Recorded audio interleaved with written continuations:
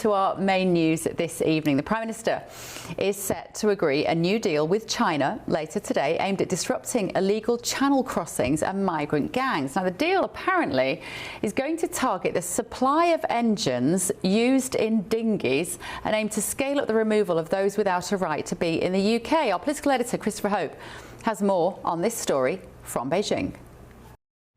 The visit by our Prime Minister, Sir Keir Starmer, to Beijing is stepping up a gear. He's due to meet with President Xi Jinping and his Premier Li Qiang in Beijing. And at the heart of that is a new deal on tackling the small boats crisis. The government tells us that 60% of the engines used to bring migrants across from France into the UK have Chinese supplied parts. And the UK and China have now agreed to try and squeeze that supply. It's the first time ever we've seen joint enforcement action between the UK and Chinese administrations. They want to tackle the increasing use of the so-called super dinghies carrying as many as 100 migrants across at any one time, with Chinese parts involved in constructing them. And that's why it's so important for the Prime Minister to try and drive home the idea that we can connect with China 5,000 miles away and use that to secure the borders back in the UK. The PM has told us this deal, he says, will help to cut off the supply of boats at source and stopping the risk of lives and stopping them being put at risk, of course, in the English Channel.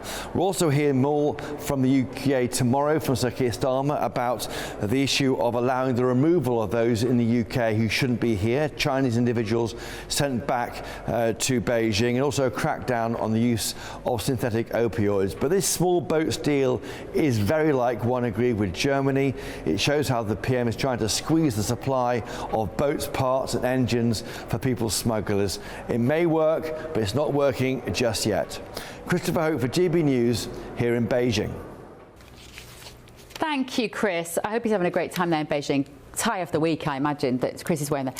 Now, panel, can I bring you in on this? Because we all agree, we've read this several times now, the intention to disrupt the supply chain with the engines of the dinghies that are made and sold in China to stop our problem of illegal migration. What am I missing here? Tim, what am I missing? This sounds absolutely bonkers. You're chipping away on the very, very outer edge. I don't even think it's connected to anything. You're just chipping at something so you can say that you've done something. Instead of actually doing the job of closing the border and doing the hard work that it takes to make the right deals, maybe with France, maybe somewhere else, other countries, you're going to go and make a deal with the devil and shake hands with them with this? Come on. Richard? I see it a little differently. I think this is a takeaway from Davos, where Starmer basically said, I'll show you, Donald Trump. I'm going to go to China and make a deal. It doesn't even matter what it's about, right? Because this is kind of pathetic if it's really meant to stem the tide of immigration. I mean, there are other people who make engines, I've heard, around the world, not just the Chinese. But on the fly, this was the best thing they could come up with. Okay, so they could write something and have some takeaway. And it was basically, it's like, okay, Donald Trump, you think the U.S. is safer now? And you think this is a threat to Donald Trump? No, I don't think it's a threat. I don't think it's a threat to Trump. I think it's a statement. This is embarrassing. And I don't want to say what's embarrassing to the British people or not. Oh, you can. But if you're going to say we're going to take your engines away, you're not going to.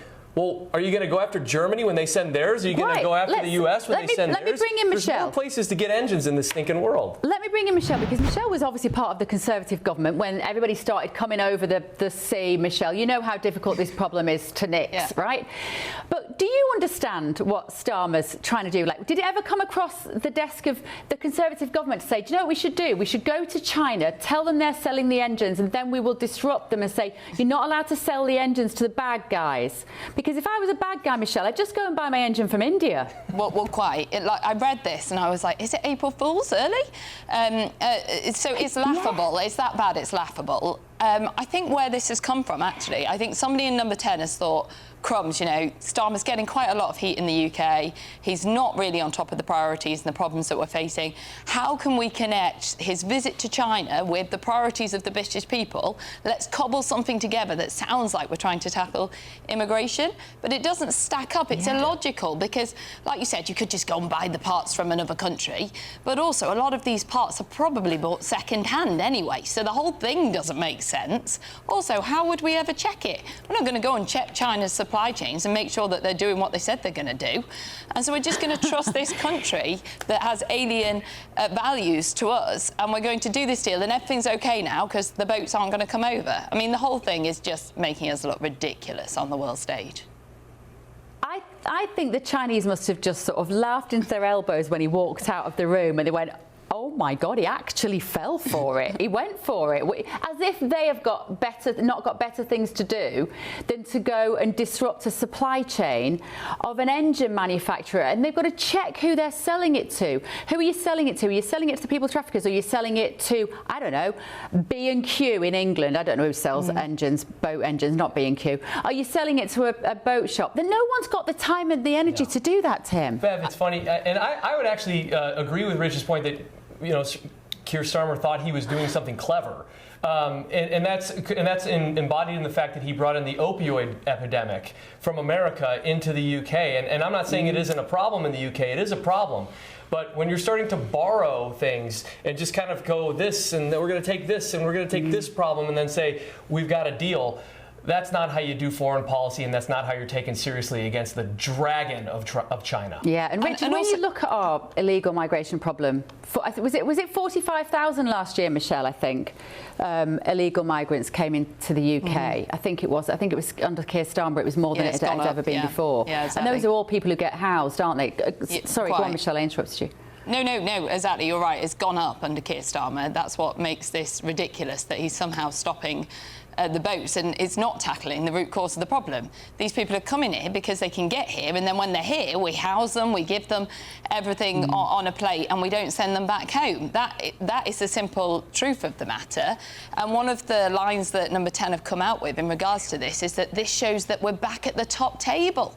I mean, it's delusional, the wording that they've used around this, and then cobbling in the drugs thing with it and mixing it all together as if it's some great announcement. It is really bonkers. Yeah. It's very embarrassing, isn't it? Right, let's turn to our guest on this. He's an expert. I'm not sure if he's an expert on where you buy an outboard motor for a dinghy, but because I'm certainly not, because I just said B&Q. I'm waiting for the inbox to leap into life with everyone telling me how stupid that was, and no doubt it was. But let's talk to China's Urban Revolution author, Austin Williams. Austin, good evening to you. Listen, you've heard us basically taking the mickey out of this suggestion that Starmer's gone over there and the best he can do is come up with this ridiculous scheme. What should he be talking to the Chinese about? What would have been valuable or might still be valuable to the British people? Well, I mean, first of all, you have stolen a bit of my thunder, because obviously the farcical nature of this story is the headline. And again, one of your guests was saying, and I read it in their press release, the government's press release, this is Britain back at the table delivering real results for the British people, they say about this outboard motor. By the way, Japan is the biggest seller of outboard motors in the world. I checked before I came on. But I do think that, there's a nonsense story, because obviously this is just about restraint. When I read that this was a border security pact, I was thinking, border with Russia, border with India, border with North Korea, but I didn't realize it was the border with Kent that we were talking about. So there's a nonsense to this story, which is just about restraint, rather than the fact that maybe Starmer, I thought, was going to be going over there doing business deal. What he has done, the business deal he has done, is now talking about maybe doing a £1.5 billion deal with a wind turbine manufacturer, bringing it to Scotland as part of a net zero shtick. Which this government is so infatuated with, and what do we get in return? So we're taking an awful lot of money, and then we're just suggesting to China that maybe they, puncture a couple of dinghies or whatever it might be. I think there's something. I mean, the story about the net zero thing is actually quite intriguing. The fact that maybe 20 years ago or so, China was the pariah nation in terms of the environment, and Britain had the moral high ground. Now it's the shooting in the foot. So even though we talk about it, we're actually just inflating their ability to kind of dominate the world markets, even in environmental solar panels, photovoltaics, and wind turbines and what have you. The second thing I suppose to be said is that this is meant to be a security pact. And so there's two things here, isn't it? One is that the idea that Britain is doing a security deal, negotiating security with China, just seems so obtuse and, back to front that it doesn't even about. I mean, it wasn't long ago we were complaining about China snatching Hong Kong people from the streets and dragging them into the embassy to be beaten up. And now we're suggesting that if China wants anybody they declare as hostile to their interests, they will send them back. And send them back sometimes to execution in China. So I think there's a madness to this conversation. I suppose the final thing to say is that Peter Kyle, the man who's the brains behind online censorship, I suppose, in this country, no wonder he's keen to go back to China. I don't know whether he's telling them what to do or vice versa. But in general terms, there's this kind of general idea that we're trying to build up a trusting relationship now with China, moving away from America. And what do we do when we go for a trusting relationship? We take burner phones because we don't trust the Chinese not to monitor our online activity. So the whole thing, every aspect of this is confused, back to front, and is going to end in a lot of embarrassment, I think, for Starmer, and maybe some riches for China. Austin, I haven't yet seen the detail that you've just raised there. I'm interested in that. So are you hearing that we're going to buy some wind turbines from China at this stage? Is that one of the things that they're talking about? Sorry, yeah, it's been on the cards for a while. Mingyang is a big wind turbine manufacturer, and they're going to be setting up a factory, not just so we're going to set up a factory. So maybe there'll be some employment as a result of this. But in general terms, that's the trade deal, £1.5 billion, which we're going to now spend. So we have about a £42 billion trade deficit with China. This will now bump up another $1.5 billion on top of that. So, rather than kind of fighting to reduce that trade deficit, which even though we took 50 business leaders over there, I don't seem to be seeing that they're making that much progress, to be frank with you.